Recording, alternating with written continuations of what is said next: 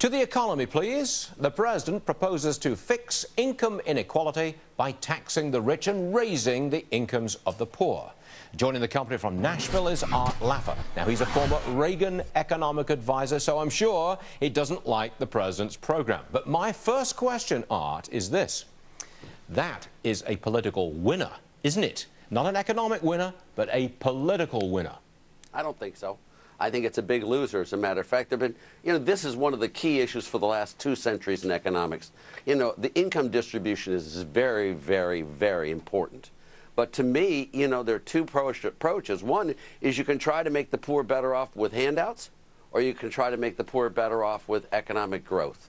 I happen to be a Kennedy Democrat from the 60s, and I believe that the best form of welfare is still a good, high-paying job, and that is the winner of all winners. You can't tax an economy into prosperity, Stuart, and this president has failed time and time again in helping the poor. Look at the poverty in America today. Look at the devastation of this economy.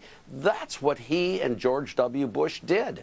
Okay. We need a new policy. I agree 100%, but I'm reminded of Margaret Thatcher, who said, yes, she did. Care. They don't mind if the poor get poorer. So long as the rich get poorer too. I mean, there's this bloody-mindedness about it. But again, yes. I think that might be a political winner. It never worked for Wedgwood Ben. It never did over in England, and it's never worked here. You look at Jimmy Carter's reputation politically, it's a catastrophe. The only ones who have succeeded, the political winners of all time, you've got Jack Kennedy, you've got Ronald Reagan, and you've got Bill Clinton. They are revered. They were all pro-growth, providing jobs, not welfare.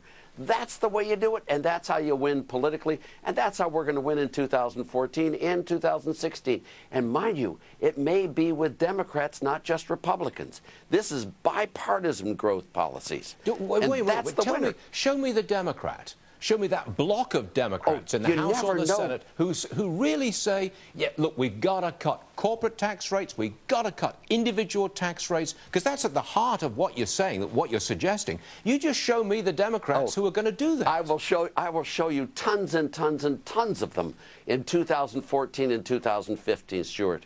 There are so many Democrats today who really would love to run on a pro-growth agenda like their party has always espoused.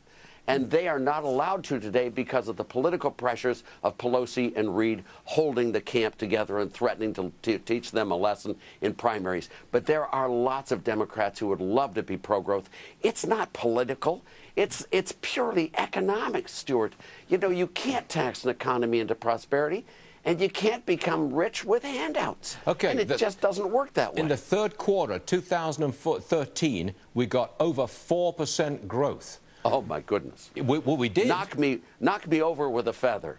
Do you know did you ever see what our growth rates were like in 83 and 84 and 85 under Reagan? 4.3% would have been the lowest quarter of all those 12 quarters. That's true. I mean, this is ridiculous calling that successful. Hold on a second, Art. Before we say goodbye to you, where are we going to come down to in the fourth quarter of 2013, and what kind of growth rate are we going to get as we run up to the election of 2014, November? Well, I hope the fourth quarter is good, and I'd really like to see it good. I don't know what it will be, but I do know that the economy is still very, very bad. Employment to population is still at its all-time lows. You've got long-term unemployment higher than it's ever been historically. You've got a production situation here that is still catastrophic in the U.S. Now, there are great signs of improvement coming. I think almost all of them are coming via politics and the changes that we can expect in November of 2014. Okay, I think every single one of our viewers is cheering you on and in full agreement with you, Art Laffer, as usual. I would love to be called as dapper and as well-dressed and as articulate as you have been on this show so far. I mean, that's a wonderful way. I'd love a show if I could get compliments like that, Stuart. Mutual flattery is a wonderful thing. It's the lifeblood of television. All right, Art, time's up. Thank you, Stuart. See you again soon. Bye now.